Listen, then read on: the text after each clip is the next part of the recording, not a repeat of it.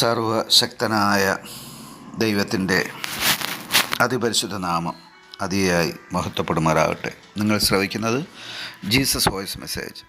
എല്ലാ ശ്രോതാക്കൾക്കും കർത്താവായ യേശുക്രിസ്തു നാമത്തിൽ സ്വാഗതം.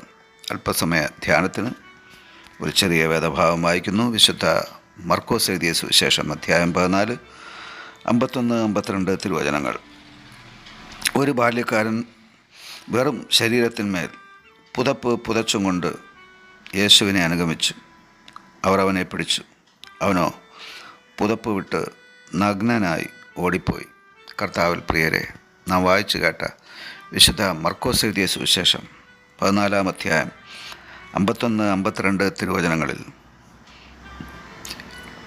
യേശുവിനെ ക്രൂശിക്കുവാൻ കൊണ്ടുപോയ ആ നാളിലുണ്ടായ ഒരു സംഭവമാണ് രേഖപ്പെടുത്തിയിരിക്കുന്നത്. ഈ സംഭവം നമ്മെ ഒരു വലിയ ചിന്തയിലേക്കാണ്, ധ്യാനത്തിലേക്കാണ് കൊണ്ടുപോകുന്നത്.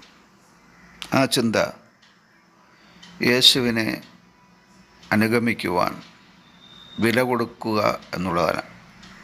അതെ, യേശുവിനെ അനുഗമിക്കുവാൻ വില കൊടുക്കണം എന്നുള്ളത്. വില കൊടുക്കാതെ യേശുവിനെ അനുഗമിക്കുവാൻ ഒരു മനുഷ്യനും സാധ്യമല്ല. യേശുവിനെ അഥവാ ദൈവപുത്രനെ അഥവാ ദൈവത്തെ അനുഗമിക്കുവാൻ കൊടുക്കേണ്ട വില സംബന്ധിച്ച് ദൈവപുത്രൻ തന്നെ തൻ്റെ പരസ്യ ശുശ്രൂഷാവേളയിൽ വെളിപ്പെടുത്തുവാനിടയായി.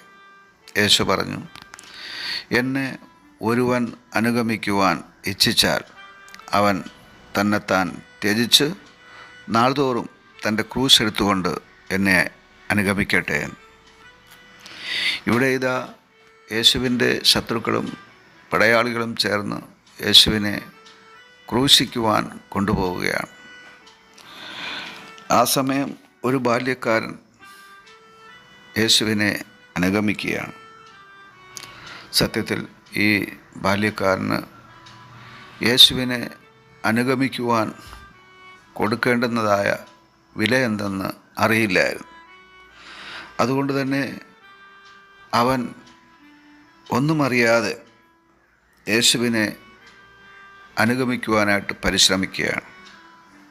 എന്നാൽ യേശുവിൻ്റെ ശത്രുക്കൾ അവനെ പിടിക്കുകയാണ്. ആ സമയം അവൻ പ്രാണരക്ഷാർത്ഥം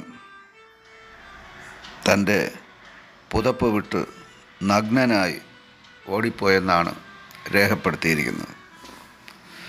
ഒരുപക്ഷെ ക്രൂശീകരണ വേളയിലെ ഒരു തമാശയായ ചരിത്രമെന്ന് ഇതിനെ നമുക്ക് വിളിക്കാം.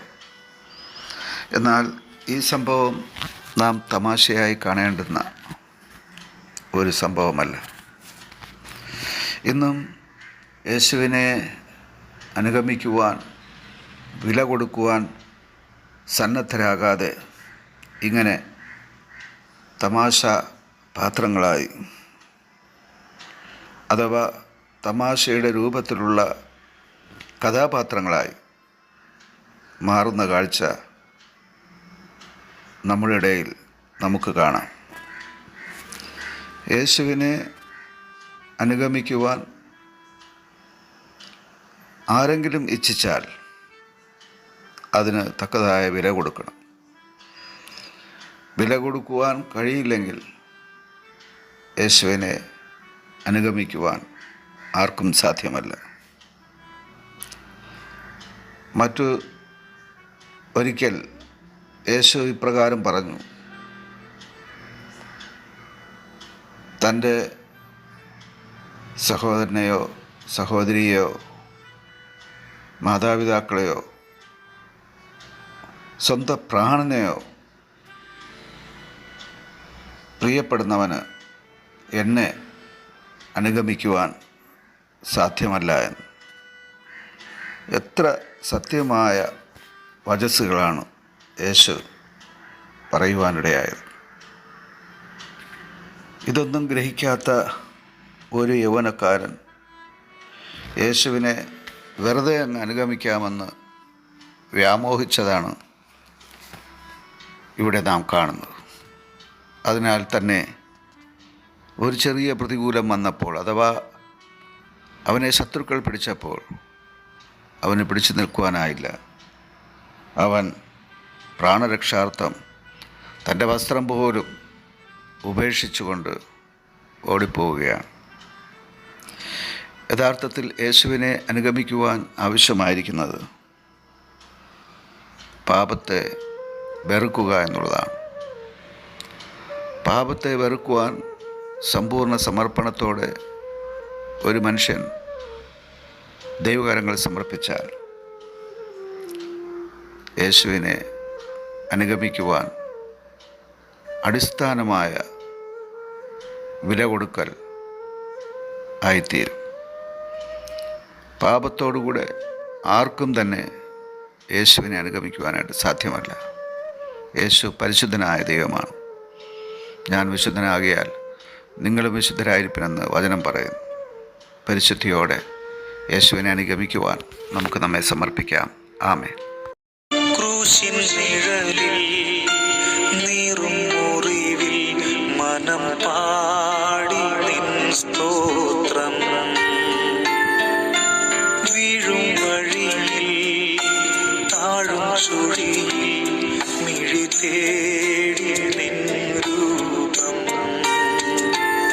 ഇടം വലവും ഇരുൾ പെരുകി ഇല്ലവേ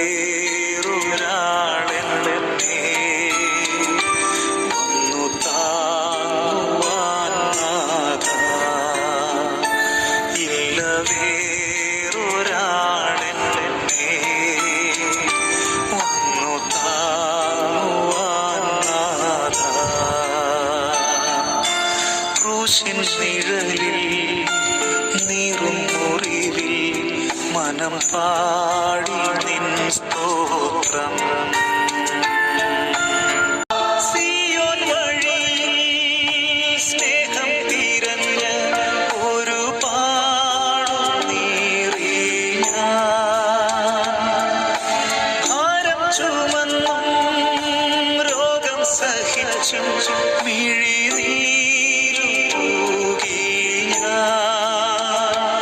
ഉള്ളിൽ കുടുങ്ങി തേങ്ങരയും ഒരു പാവമാണേ ഞാൻ. എന്നെ തിരക്കി തേടി വരുവാൻ പ്രിയനേശു നീ മാത്രം. ക്രൂശിൻ നിഴലിൽ നീറും മുറിവിൽ മനം പാടി നിൻ സ്തോത്രം.